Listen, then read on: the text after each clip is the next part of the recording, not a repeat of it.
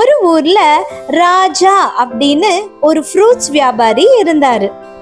அவருக்கு சீனு சோனுன்னு 2 மகன்கள் இருந்தாங்க.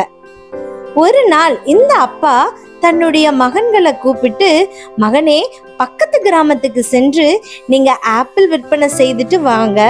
யார் மிகவும் திறமையா விற்பனை செய்கிறீங்களோ அவங்களுக்கு இந்த கடையை சொந்தமாக தரப்போறேன் அப்படின்னு சொன்னாரு இந்த அப்பா. இந்த 2 பிள்ளைங்களும் ஆளுக்கு ஒரு பெட்டியில ஆப்பிள் எடுத்துக்கொண்டு பக்கத்து கிராமத்தை நோக்கி புறப்பட்டன. சீனு தன்னுடைய ஆப்பிள் பெட்டிய நன்றாக பூட்டு போட்டு பத்திரமா எடுத்து சென்றான் செல்லங்களா.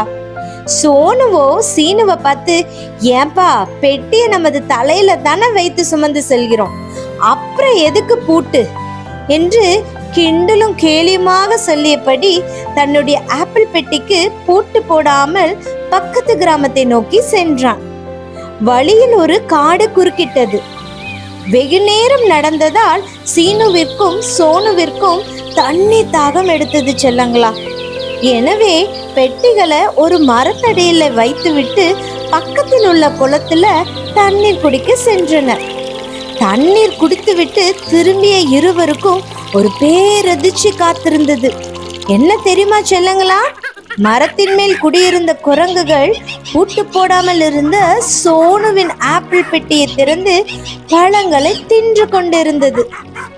சீனுவும் சோனுவும் ஓடி சென்று குரங்குகளை விரட்டுவதற்குள் சோனுவின் அனைத்து ஆப்பிள்களையும் எடுத்துக்கொண்டு குரங்குகள் சிட்டாய் பறந்து விட்டன. சீனு பத்திரமாக இருந்த ஆப்பிள்களை விற்று பெரும் பணத்துடன் வீட்டுக்கு திரும்பினான். சோனுவோ கவலை தோய்ந்த முகத்துடன் அப்பாவை வந்து சந்தித்தான். அப்பாவோ, சோனு, ஒரே ஒரு பெட்டி ஆப்பிள் தான் உன்னை விற்று வர சொன்ன. இந்த சின்ன காரியத்தையே கவனமாக பொறுப்பாக பத்திரமாக உன்னால செய்ய முடியல என்றால் நீ எப்படி இந்த மிகப்பெரிய பழக்கடைய உன்னை நம்பி கொடுக்க முடியும்? ஆகவே சீனுவுக்கு தான் இந்த கடை என்று சொல்லி சீனுவை அந்த பழக்கடைக்கு உரிமையாளராக ஆக்கினார்.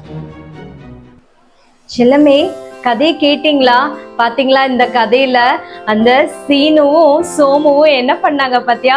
அவங்க அப்பா எப்படிப்பட்ட ஒரு வேலையை கொடுத்தாங்க பாத்தியா செல்லங்களா? இதே போலதான் செல்லங்களா, நம்மளும் நிறைய விதங்கள்ல சின்ன சின்ன மிஸ்டேக்ஸ் நம்ம பண்ணுவோம். நம்ம மற்ற எல்லாத்துலயுமே இந்த பெர்ஃபெக்டா இருப்போம். எங்கேயாவது ஒரு சின்ன விஷயத்துல நம்ம கோட்டையை விட்டு உடனே அது என்ன ஆகும்? ஒரு பெரிய விஷயத்தையே ஸ்பாயில் பண்ணி விட்டுரு செல்லங்களா.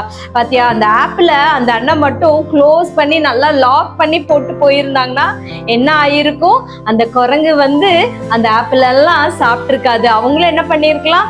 போய் நல்லா சேல் பண்ணிருக்கலாம். அவங்களும் நிறைய பணங்களை கொண்டு வந்து அப்பா கிட்ட கொடுக்கலாம். ஆனா சின்ன கேர்லெஸ்னால என்ன நடந்துச்சுன்னு பாத்தீங்களா என் அன்பு செல்லமே?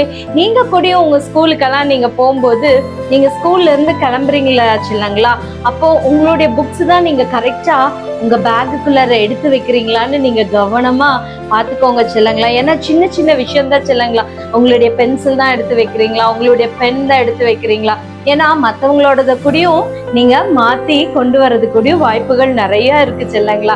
இந்த மாதிரி சின்ன சின்ன விஷயங்கள்ல நீங்க கரெக்டா இருக்கும்போது உங்களுக்கு எப்படி இருக்கும்? பெரிய லாபகரமான ஒரு பரிசு ஏசப்பா உங்களுக்கு தருவாங்க. நம்ம பரிசுத்த வேதாகமத்துல கூடயும் ஒரு அழகான வசனம் இருக்கு. என்ன தெரியுமா செல்லங்களா? தன் வேளையில் ஜாக்கிரதையா இருக்கிறவனை நீ கண்டால் நீசனுக்கு முன்பாக நில்லாமல் ராஜாக்களுக்கு முன்பாக நிற்பான். பத்தியா, ராஜாக்களுக்கு முன்பாக நம்ம நிற்போமா செல்லங்களா? உங்களுடைய ஹோம்ஒர்க்ஸ் கூடயும் தான் செல்லங்களா. அதெல்லாம் நீங்க அது என்ன ஈஸி தூசி காலையில எந்திரிச்சு எழுதிக்கலாம் அப்படின்னு நீ நினைச்சனா என்ன ஆகும்? மிஸ் பனிஷ்மெண்ட் கொடுப்பாங்க தானே. அதனால நீங்க என்ன பண்ணணும்? அது பிஃபோர் டேயே நீங்க எழுதி முடிச்சிடணும் செல்லங்களா. நீங்க ஸ்கூல்ல இருந்து வந்த உடனே என்ன பண்ணிடணும்? உங்களுக்கு என்னென்ன ஹோம்ஒர்க் கொடுத்துருக்காங்களோ அதெல்லாம் கரெக்டா உங்களுடைய வேலைகளை நீங்க சரியா செய்ய கற்றுக்கொள்ளணும் செல்லங்களா. அப்போ உங்களை எப்படி ஏசப்பா வைப்பாங்களா? ராஜாக்களுக்கு முன்பாக நிற்க வைப்பாங்க செல்லங்களா. சரியா? இந்த மாதிரி ஒரு குட் ஹேபிட்டை உங்களுடைய வாழ்க்கையில நீங்க கத்துக்கோங்க. சரியா செல்லங்களா?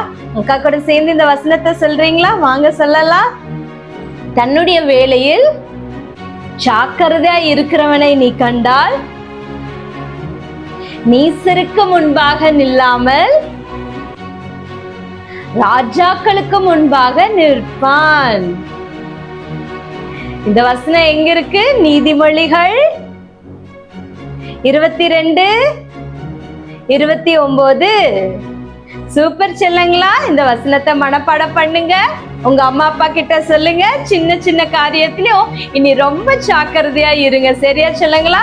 வர நாட்கள்ல நீங்க எப்படி இருக்கணும்? ராஜாக்களுக்கு முன்பாக நீங்க நிற்கணும் செல்லங்களா.